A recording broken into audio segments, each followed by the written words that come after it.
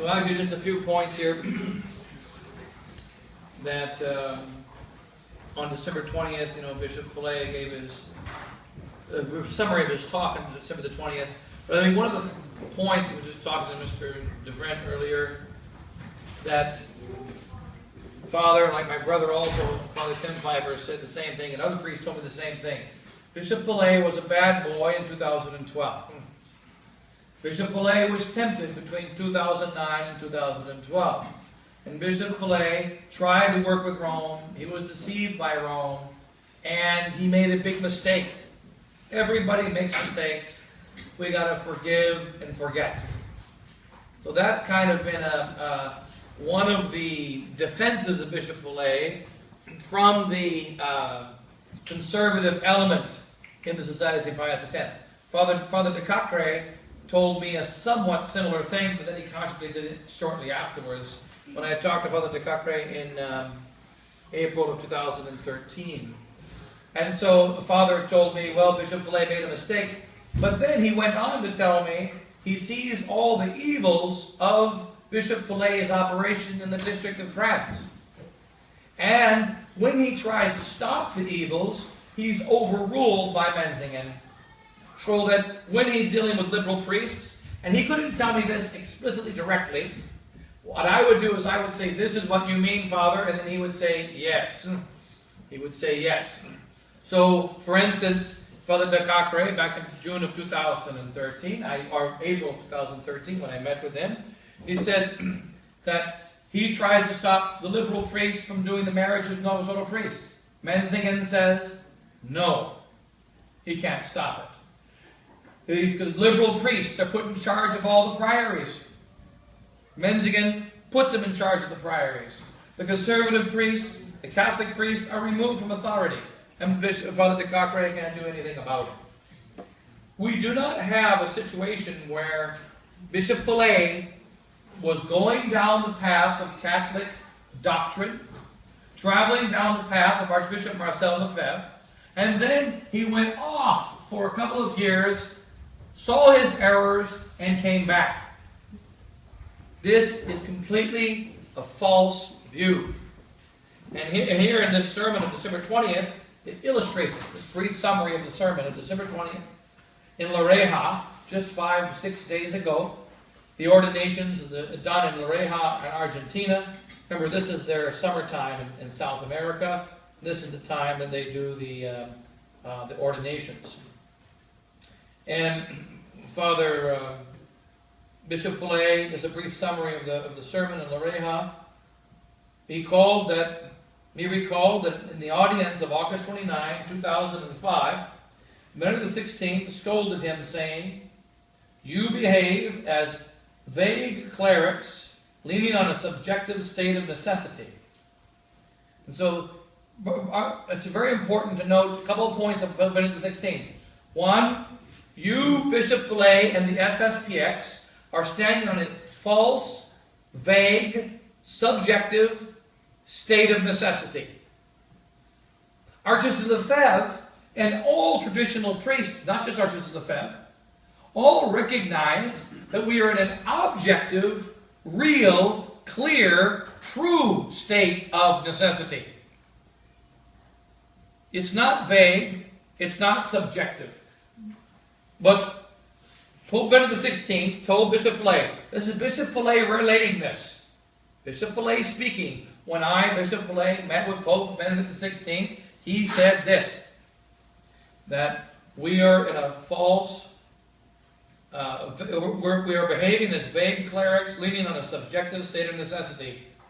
You do not realize the canonical irregularity that you represent.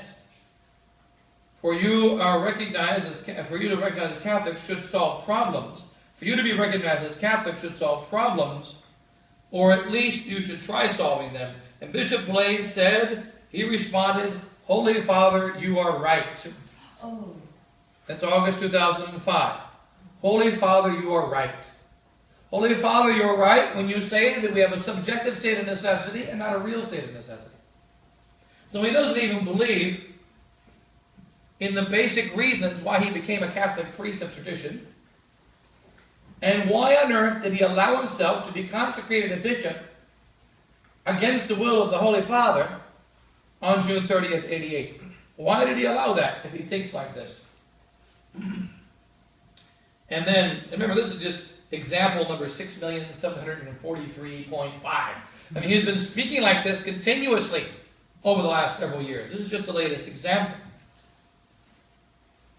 And then, of course, he gives an example. Then, to explain the necessity, Bishop Filet made a comparison with a natural disaster and blocked firefighters, and he justified the action of the priests with the norms of canon law. If an Orthodox or an excommunicated or a suspended or schismatic priest can give sacraments to the dying, why not an SSPX priest?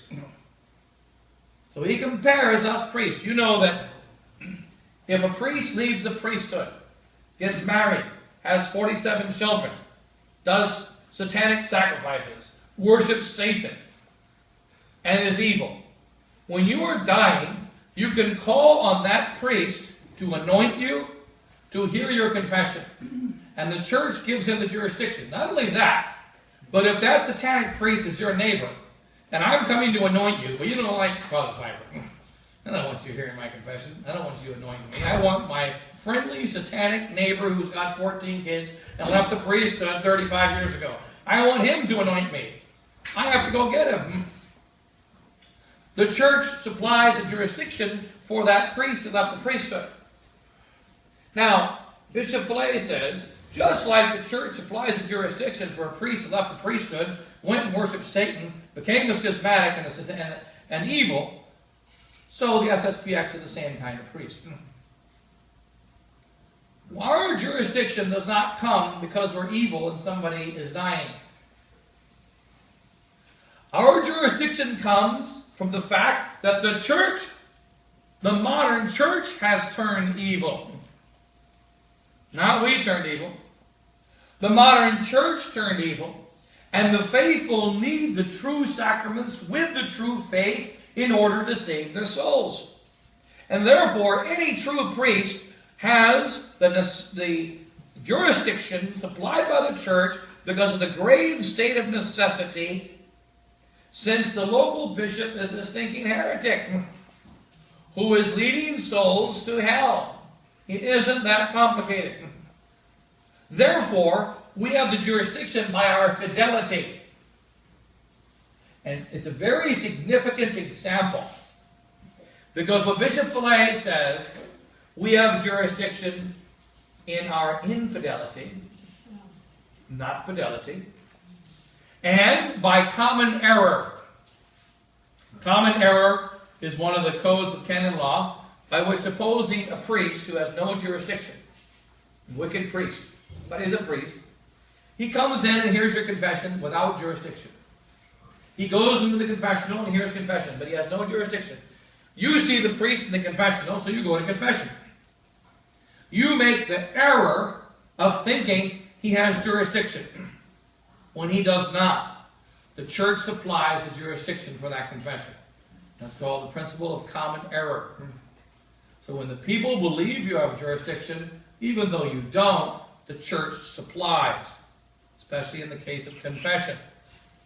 Bishop Filet indicates that he believes the SSPX has jurisdiction because of subjective necessity, or we think there's a necessity when there's not.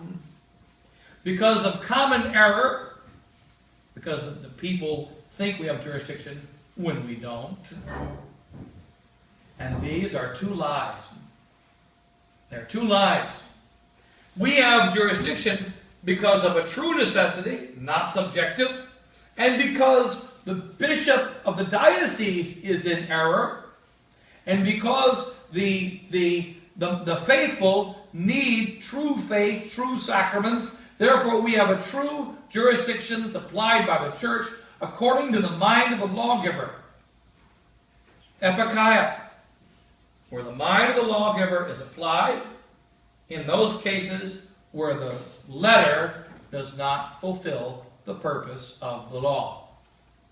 So, if your uncle is dying, or your father-in-law is dying, and he needs to get to the hospital in the next 10 minutes, and it's 2 o'clock in the morning, and it's a 15-mile-an-hour speed zone. No, we don't want to speed. That wouldn't be safe. So I'm going 3 miles an hour because I don't want to speed. Is he dead yet? So you drive 3 miles an hour, and sure enough, he dies before you get to the hospital. I didn't want to break the speed limit. You can be arrested, and you can be thrown in prison. Why? Because the purpose of the 15-mile-an-hour speed limit is to save little children running across the street during recess. 3 a.m., father-in-law dying, there's no kids at recess. There's no traffic on the road. You need to get to the hospital. You better be driving 80. And you can go to jail for not breaking the law. You can be imprisoned for not breaking the law because you know the purpose of the law, which is saving lives. Right? That's only because of the stupid communism that is in the world now. In a normal, healthy society, you'd be thrown in prison, right? It's only because of communism that that's changed now, right? So, and that's something which, again, you don't need to have study law to know that. Common sense tells you that. So he says this, so that in and then the SSPX has applied jurisdiction. We should never be vague clergy. The problem of jurisdiction demonstrates the importance of being recognized canonically. And Bishop Filet has said this many times. Not just now, I heard it back in 2001. We used to dismiss it. But he's been saying it consistently. Not just since the last couple of years. So, we cannot say that it is not important to have the Catholic seal. We must have the seal of the approval of the conciliar church. And then he says it, as he said many times, the official church is the visible church. It is the Catholic Church. Now, Archbishop Lefebvre said, conciliar church, Catholic Church, take your pick. They are not the same church. They are two separate churches. But Bishop Filet says it's the same church. And Father Kramer concludes it.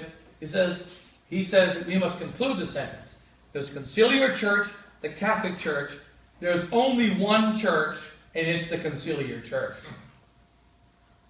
For Bishop Filet, there's only one church, and that church is the conciliar church. Now, that's been the consistent teaching from the beginning. Now, we go back to 1994. From the very beginning, when he became the superior, what did he say? We're not going to be too apostolic anymore. Why not? Because we don't have jurisdiction.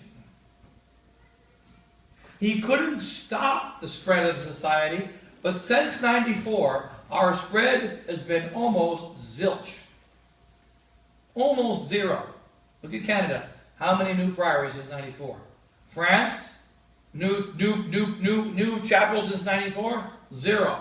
Here, almost zero. United States, there was a growth, but that was because they couldn't stop it right away. That was an aberration.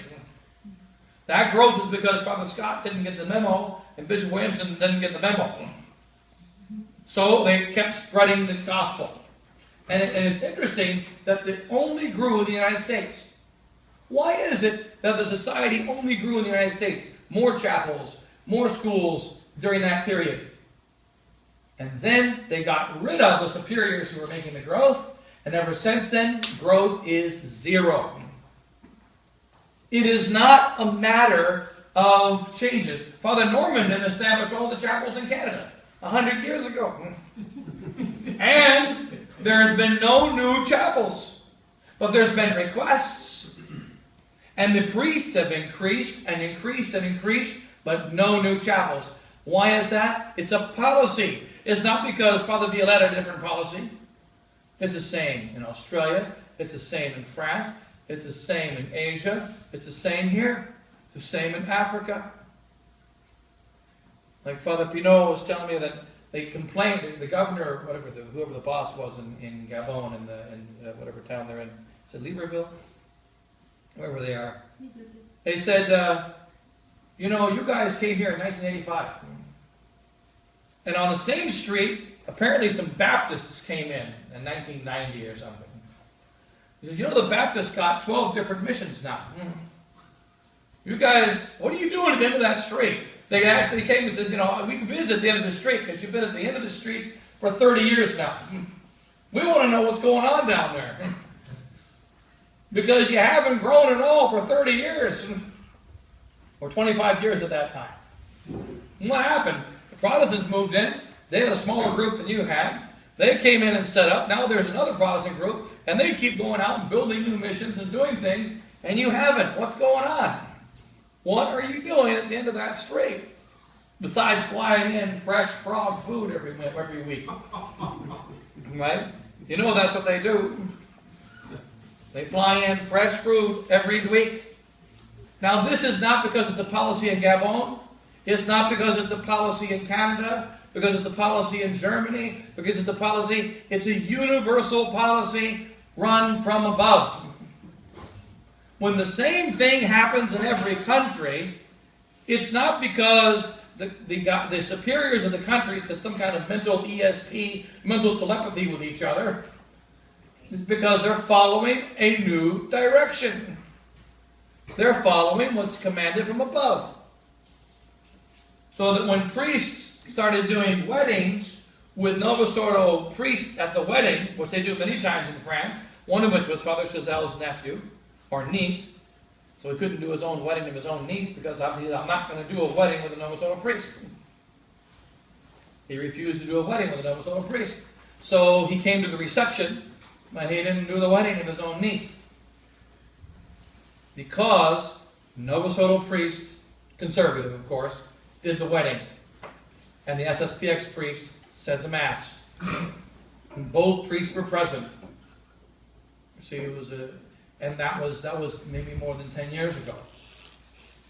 So all those things, to say that there's been an aberration is completely false. There has been an aberration.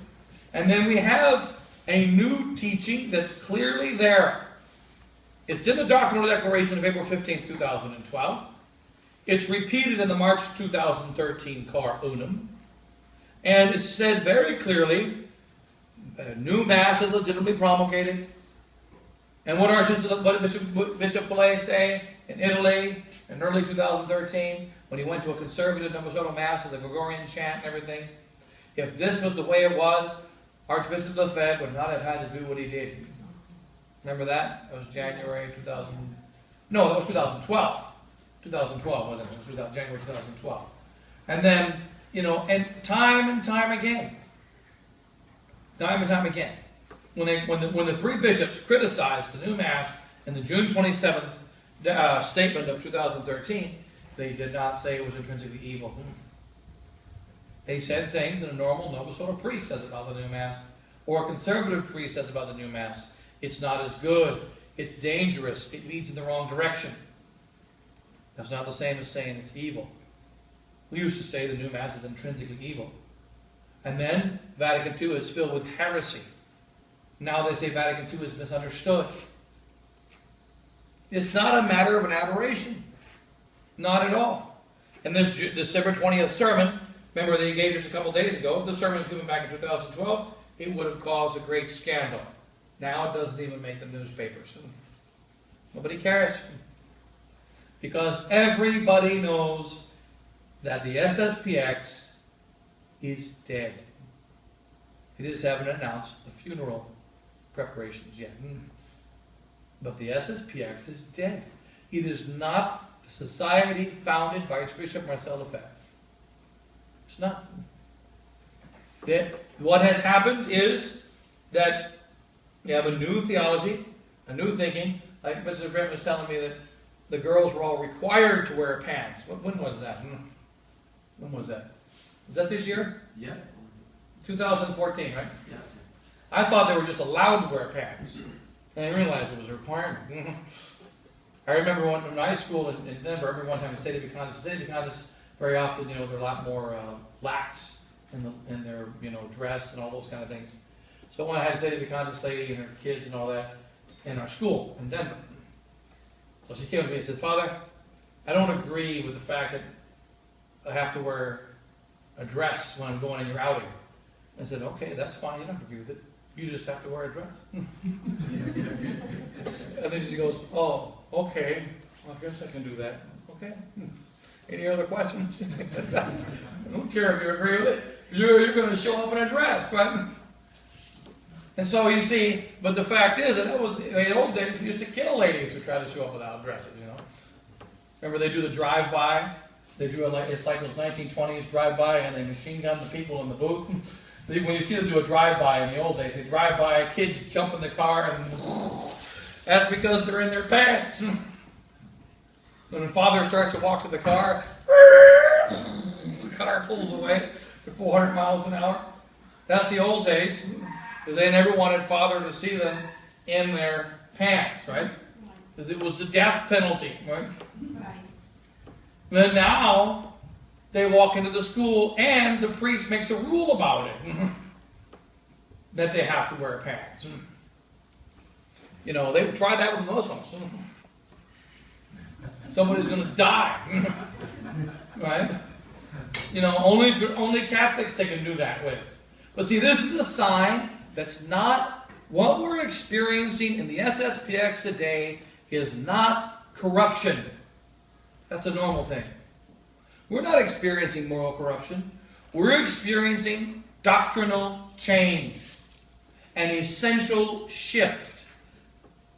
That the doctrine of the society before was Catholic, and now it's anti-Catholic. Modernist. And the evidence is legion. The websites, the official texts, you know, and then the sermons of Bishop Filet. The silence of the ones that are speaking the truth.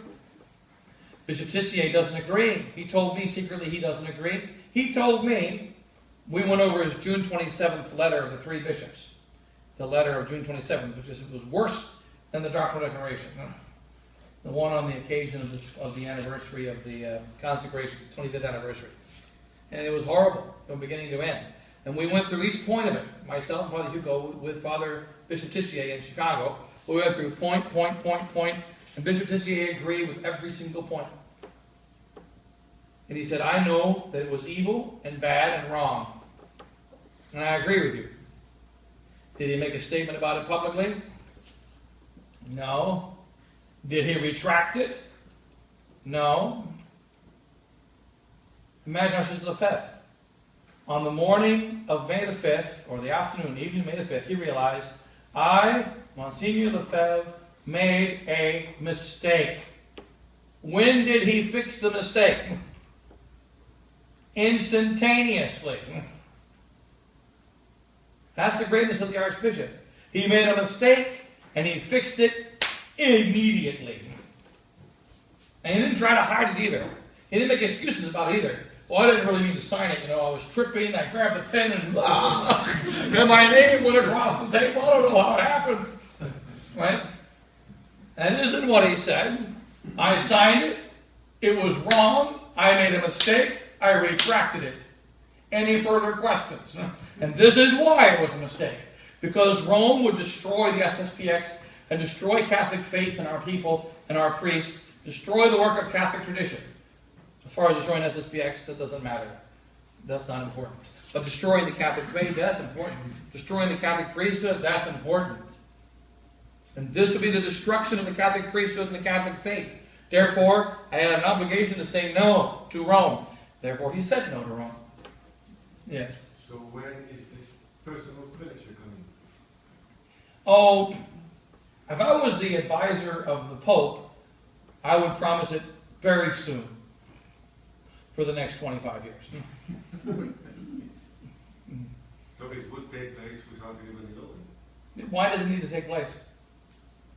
Therefore, You have a guy who is either one of two things. The leaders of the society, Bishop Filet, Father Nelly and Father Pfluger and Father Touvenot and Salier and Simelin, you know, these guys are either really evil Masonic infiltrators, or they're five of the most stupid people that were ever created by God.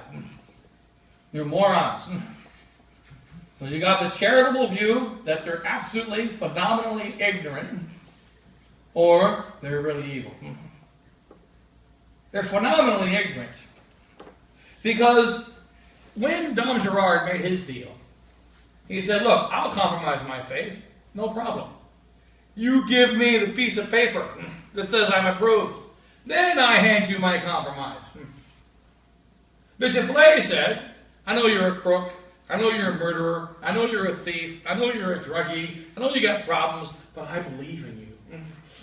And I'm going to give you all my money, all I have, and I want you to bring back the title to the property tomorrow. Promise? Why?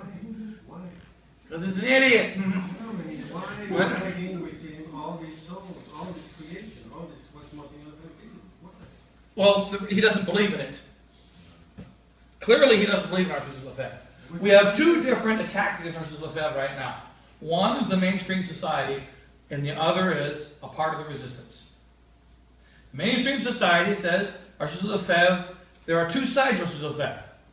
There's Archbishop Lefebvre, who was cranky, who had a little bit of a temper problem, slightly emotional, and said Vatican II was bad and evil and bastard mass and all these not nice things. But there's the other side of Archbishop Lefebvre, the very holy and pious side, who always wanted to be recognized. You remember those days? Archbishop Lefebvre used to walk around, I just want to be recognized. Nobody loves me. Right? The old days. Archbishop Lefebvre, he said, we don't care about the excommunications. We hold whatever penalties those heretics want to come up with tomorrow as a complete waste of time. Completely irrelevant. Furthermore, not only that, not only hold it as irrelevant, if Archbishop Lefebvre did not consecrate those bishops and continue the work of tradition, he will be burning in a place called hell right now. That's what would have happened. And he didn't want to go to hell. He wanted to go to heaven. And therefore, he had an obligation to consecrate those bishops. He had an obligation to continue the work of tradition. And if somebody was upset about it, too bad. That was the attitude of the Archbishop. And it wasn't an emotional attitude. It was an attitude of a Catholic who cares about the Holy Roman Catholic faith and wants to spread it. This is not the attitude of the bishops that he consecrated. We had a meeting in Avrier in June of this year, or July. There are 18 priests there. There were more than that represented, but there were 18 of us, in the gathering. And one of the points that was made was essentially that Archbishop Lefebvre made a mistake.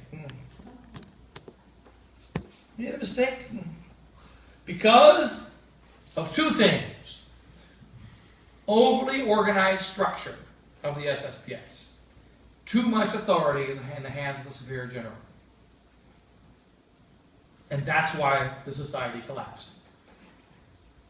So they say the society collapsed because there was too much authority put into the hands of the Superior General. So then I made my objection. I said, that's ridiculous. That's bull honking. Now why is that?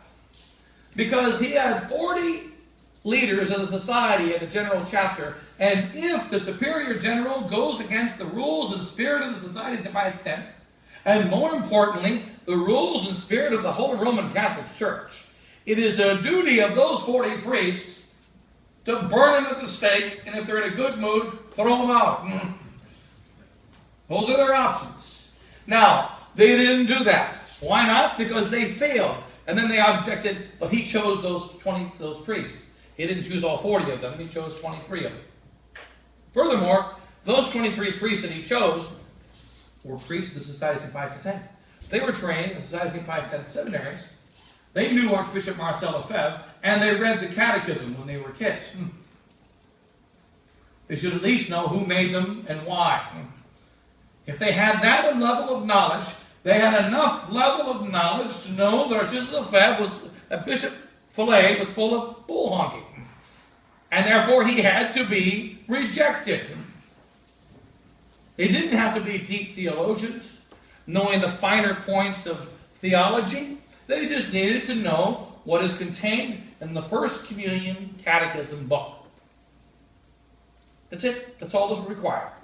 To know that Bishop Filet was going in the wrong direction, teaching the wrong thing, and how many priests were needed to stand up against him at the General Chapter of 2012? 1. If one priest stood up out of the 40, he would have been stopped. No more than one was required. I met with about 10 of those priests before they went to the General Chapter. They were talking about a coup. They were talking about chopping his head off. They were talking about totally making him sign it. The Bishop Tisia said, I'm going to make Bishop Filet sign a declaration of faith. And it's just like, a bunch of wimpy guys standing around the table when King Kong comes in, I'm going to show him, I'm going to tell, and he walks in. I'm hungry, man. Now, what happened? I don't know. What were we talking about? I don't remember. So when he walks in, they all forgot what their plans were. They all forgot. But about 11 of those priests were talking about a coup. They were talking about forcing Bishop Filet to retract his liberal statements. They were talking about making him sign a declaration of faith. And none of it even came close to happening. But they had the means to do it, but they had to stand up. Archbishop Lefebvre did not make a mistake in founding the Society of Pius X. But what's the conclusion? If he made a mistake in making the SSPX too structured, and he made a mistake in making the Superior General too powerful, therefore, ergo, he made a mistake in founding the SSPX. Bishop Filet thinks he made a mistake in founding the SSPX. Now we find priests in the resistance who believe that he made a mistake in founding the SSPX. But they won't say that in that way. They say he only made a mistake in putting too much authority in the Superior General. It wasn't his mistake. It was the mistake of our Lord Jesus Christ for putting too much authority in the hands of the bishop of the diocese and too much authority in the hands of the Pope.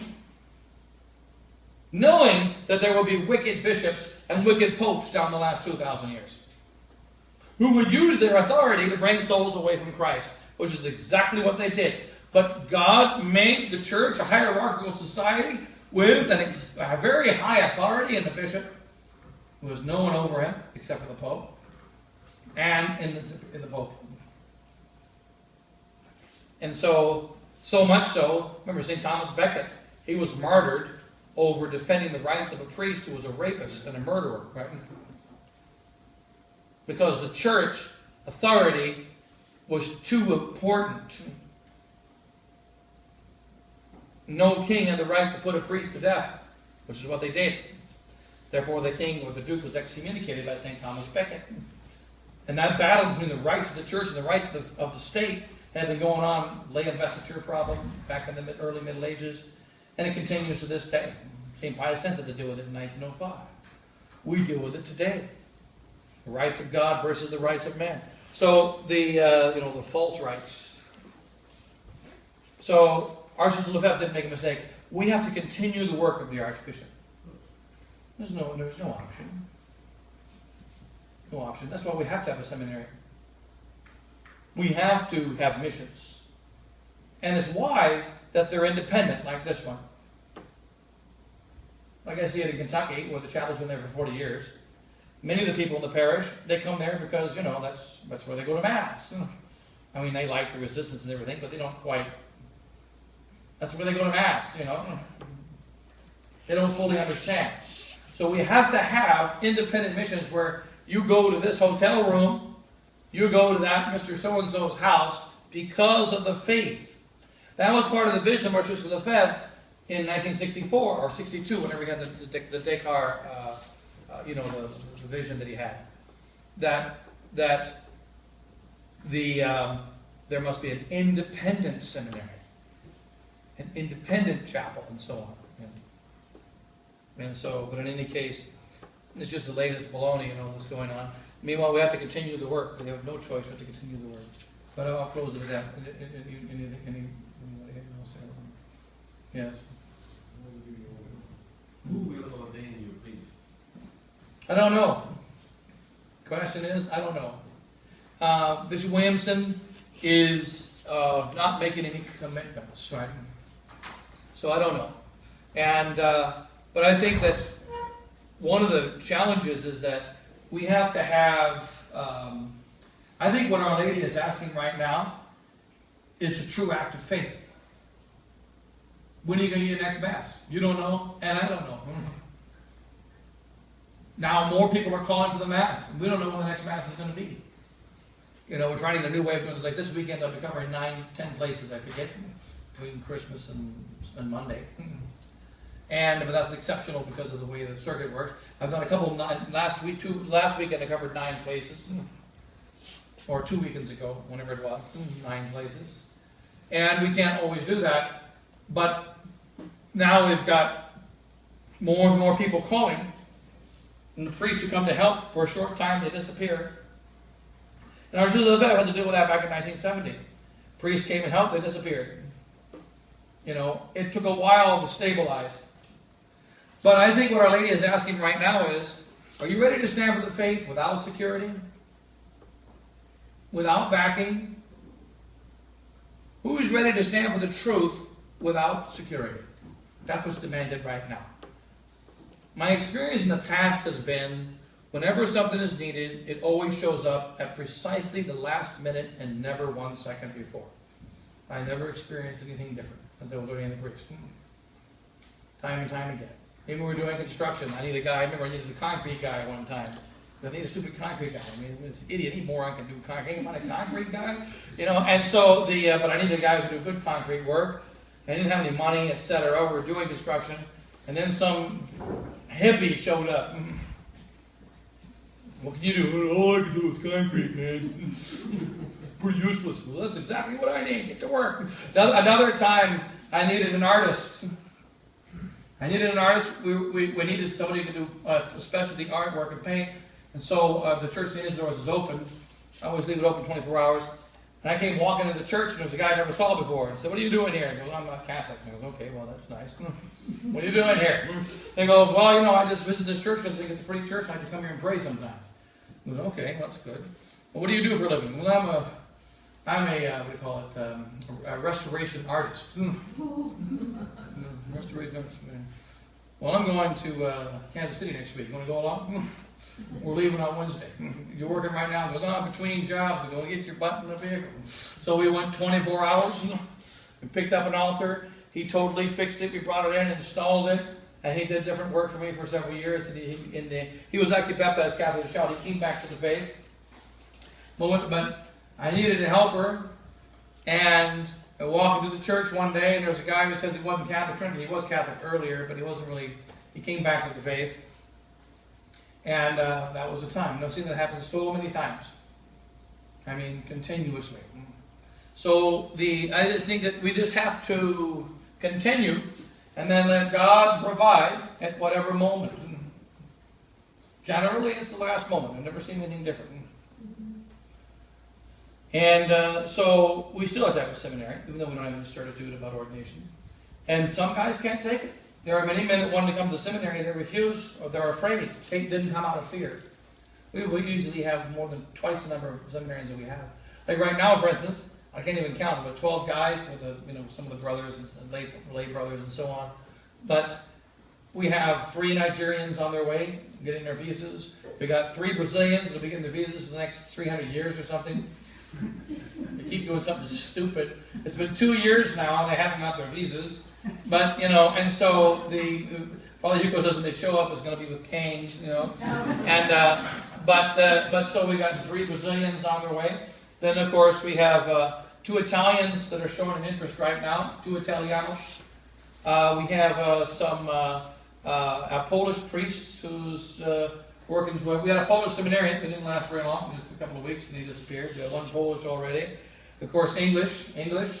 And then, of course, we got a guy who can't decide whether he's Brazilian or Canadian, and so, and then we also have, Americans, of course, and then we have Filipinos, and some Filipinos also working on the visas right now. Some Filipinos working on their visas right now, and then there's at least 1 Indian working on, who will hopefully be able to come, plus the Indian who's already there right now, Dr. Sunil, who should be ordained a priest in June. when Dr. Sunil's ordained, he won't be with us directly. He'll be working over in India. He's been 14 years. He was in Avrier. He was in Australia. And, you know, and then we even had one frog. Unfortunately, didn't show up. No, we had one frog, but the frog, he told me, I don't know the name of the frog, but he was, he talked to Father Pierre-Marie about coming. And they said, I'm not going to come because they're not serious. And I still talk to Father Pierre-Marie. So you tell them we're not serious. And if he can handle not serious, come. If he can't handle not serious, tell him stay. So he didn't come. Then we have, so we even had one Frenchman, and actually another one, one or two others who discussed it, but, you know, again, nothing's developed with them. And then, of course, plus our own people. And then we have people coming straight from the Novus Ordo. Straight from the Novus Ordo. We have one guy there right now. We have two, actually. One there right now, hoping to be a brother and so on. Straight from the Novus Ordo to us. The two Italians, for instance, one of them was an SSPX seminarian in Icon, and they kicked him out because he was too conservative or something. They kicked him out. Then he couldn't take it, so he decided to go become a Novus Ordo priest. And he was in the Novus Ordo seminary trying to find a conservative one. He can't deal with his conscience. And so then he found out about one of our Italians that is involved in the resistance, and now he's like, he still wants to be a priest, but he doesn't know he just doesn't see where can he go. He does not want to be a sedevacantist. Yeah. We're not patient with Italians. But then there's another Italian, you know, who's also coming from the Novus Ordo. Again, they have a lot of obstacles to overcome. But these are Italians who in Novus Ordo found out about the resistance in our little seminary in Kentucky. Now, how things will develop, obviously many of them are never going to set foot in the place. Others might, and, you know, they'll come and go. The majority, you know, don't make it. But already we've had more than 20 pass through the doors, you know, with all kinds of obstacles. And then you look at the flip side. In Winona, they had 7 seminarians take their promises on December the 8th. As Father LaRue said, 7. That's the lowest number ever. Ever. When I took my first promise of the Society in 1988 or 88 or 89, there were 19 of us. No, 15 or 16. Father Hugo, 2 years before me, it was 19 or 20. Of course, you know, most don't get ordained. Remember, it's in your first, after 1 year, you take your promises, your first promises. So it's the beginning guys. And on 7 new guys, we have never had that small of a number ever. Maybe the last time was sometime in the 70s. And now they're building a new seminary in Shoholo in Virginia. They don't need it. The society is dying. They're killing themselves. You know. And so and then what do they hope? Father Schmidberger, for instance, told Father Gertler, who was going to join us, one of the many priests who's going to join us, but hasn't yet. He's one of my professors once upon a time. Father Gertler's in Germany now. He told Father Gertler, we've got to get in with Rome because then we're going to bring in all the vocations. Because now we're losing all our vocations. So they think by joining Rome, they're going to just fill the seminaries. They forget about what happened to the Fraternity of St. Peter. Didn't work with them. Institute of Christ the King didn't work with them. Somehow the SSPX is different. It's not. It's not, you know. You know, we better pack it in, I guess. You know, so. Yes. Can we get your blessing? Okay, sure.